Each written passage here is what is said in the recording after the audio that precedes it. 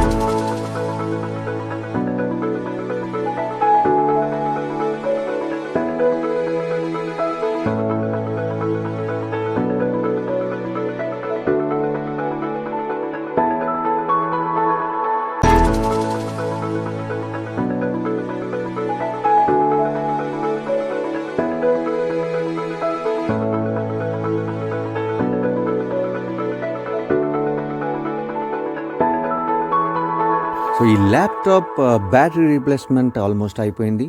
So ఇలాంటి battery issues ఎందుకు వస్తాయంటే బ్యాటరీ బాగా ఏజ్డ్ అయిపోవడం వల్ల లేదా మీరు రీఛార్జ్ సైకిల్స్ కరెక్ట్గా చేయకపోవడం వల్ల బ్యాటరీస్ గమ్మునిపోయే అవకాశం ఉంది. సో ఫ్రెండ్స్, ఛార్జ్ సైకిల్స్ని కరెక్ట్గా చేస్తే మీ బ్యాటరీ చాలా లాంగ్ లైఫ్ వచ్చే అవకాశం ఉంది. Thank you for watching. Bye bye.